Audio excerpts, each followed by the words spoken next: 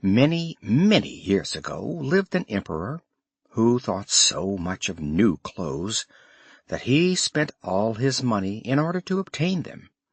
His only ambition was to be always well dressed. He did not care for his soldiers, and the theater did not amuse him. The only thing, in fact, he thought anything of was to drive out and show a new suit of clothes. He had a coat for every hour of the day, and as one would say of a king, he is in his cabinet, so one would say of him, the emperor is in his dressing room. The great city where he resided was very gay. Every day many strangers from all parts of the globe arrived. One day 2 swindlers came to the city. They made people believe that they were weavers, and declared they could manufacture the finest cloth to be imagined. The colors and patterns, they said, were not only exceptionally beautiful, but the clothes made of their material possessed the wonderful quality of being invisible to any man who was unfit for his office or unpardonably stupid. "That must be wonderful cloth," thought the emperor. "If I were to be dressed in a suit made of this cloth, I should be able to find out which men in my empire were unfit for their places, and I could distinguish the clever from the stupid. I must have this cloth woven for me without delay." And he gave a large sum of money to the swindlers in advance, that they should set to work without any loss of time. They set up 2 looms and pretended to be very hard at work, but they did nothing whatever on the looms. They asked for the finest silk and the most precious gold cloth. All they got they did away with, and worked at the empty looms till late at night. "I should very much like to know how they are getting on with the cloth," thought the emperor. But he felt rather uneasy when he remembered that he who was not fit for his office could not see it. Personally, he was of the opinion that he had nothing to fear, yet he thought it advisable to send someone else first to see how matters stood. Everybody in the town knew what a remarkable quality the stuff possessed, and all were anxious to see how bad or stupid their neighbors were. "I shall send my honest old minister to the weavers," thought the emperor. "He can judge best how the stuff looks, for he is intelligent, and nobody understands his office better than he." The good old minister went into the room where the swindlers sat before the empty looms. "Heavens preserve us!" he thought, and opened his eyes wide. "I cannot see anything at all." But he did not say so. Both swindlers requested him to come near, and asked him if he did not admire the exquisite pattern and the beautiful colors, pointing to the empty looms. The poor old minister tried his very best, but he could see nothing, for there was nothing to be seen. "Oh, dear," he thought, "can I be so stupid? I should never have thought so, and nobody must know it.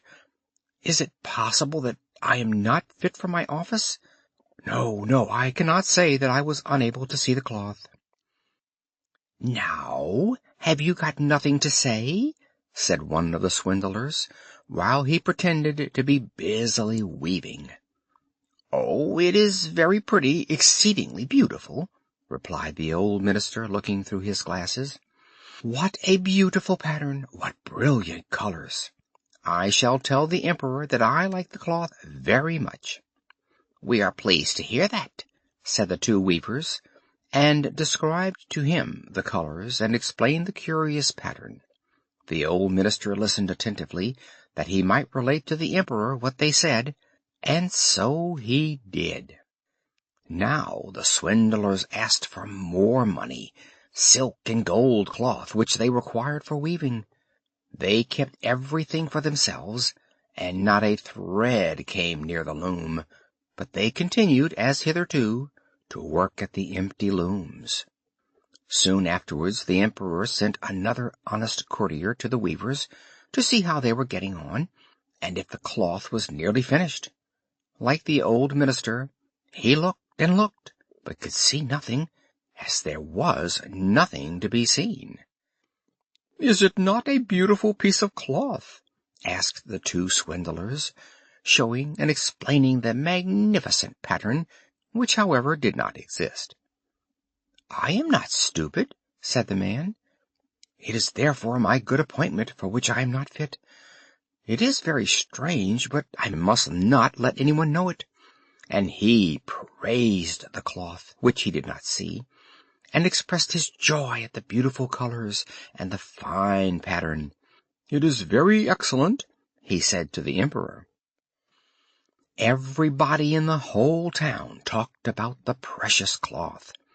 At last the emperor wished to see it himself while it was still on the loom. With a number of courtiers, including the two who had already been there, he went to the two clever swindlers, who now worked as hard as they could, but without using any thread. "Is it not magnificent?" said the two old statesmen who had been there before. "Your Majesty must admire the colors and the pattern." And then they pointed to the empty looms, for they imagined the others could see the cloth. "What is this?" thought the emperor. "I do not see anything at all. That is terrible. Am I stupid? Am I unfit to be emperor? That would indeed be the most dreadful thing that could happen to me. Really," he said, turning to the weavers, "your cloth has our most gracious approval," and nodding contentedly, he looked at the empty loom, for he did not like to say that he saw nothing. All his attendants who were with him looked and looked, and although they could not see anything more than the others, they said, like the emperor, "It is very beautiful," and all advised him to wear the new magnificent clothes at a great procession which was soon to take place. "It is magnificent, beautiful, excellent," one heard them say. Everybody seemed to be delighted, and the emperor appointed the two swindlers Imperial Court weavers. The whole night previous to the day on which the procession was to take place, the swindlers pretended to work, and burned more than 16 candles. People should see that they were busy to finish the emperor's new suit. They pretended to take the cloth from the loom, and worked about in the air with big scissors, and sewed with needles without thread, and said at last, "The emperor's new suit is ready now." The emperor and all his barons then came to the hall. The swindlers held their arms up, as if they held something in their hands, and said, "These are the trousers, this is the coat, and here is the cloak," and so on. "They are all as light as a cobweb, and one must feel as if one had nothing at all upon the body, but that is just the beauty of them." "Indeed," said all the courtiers, but they could not see anything, for there was nothing to be seen. "Does it please your Majesty now to graciously undress," said the swindlers, "that we may assist your Majesty in putting on the new suit before the large looking-glass?" The emperor undressed, and the swindlers pretended to put the new suit upon him, one piece after another, and the emperor looked at himself in the glass from every side. "How well they look! How well they fit!" said all. "What a beautiful pattern! What fine colors!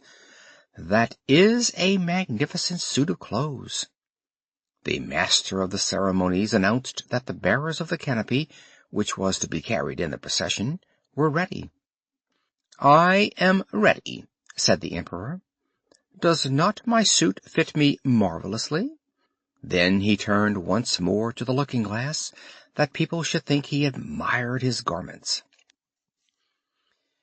The chamberlains, who were to carry the train, stretched their hands to the ground as if they lifted up a train, and pretended to hold something in their hands. They did not like people to know that they could not see anything.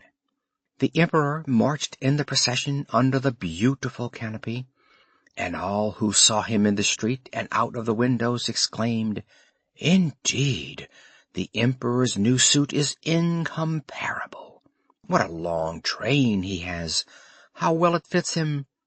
Nobody wished to let others know he saw nothing, for then he would have been unfit for his office or too stupid. Never emperor's clothes were more admired. "But he has nothing on at all," said a little child at last. "Good heavens! Listen to the voice of an innocent child," said the father, and one whispered to the other what the child had said. "But he has nothing on at all," cried at last the whole people. That made a deep impression upon the emperor, for it seemed to him that they were right, but he thought to himself, "Now I must bear up to the end," and the chamberlains walked with still greater dignity, as if they carried the train which did not exist. End of The Emperor's New Clothes.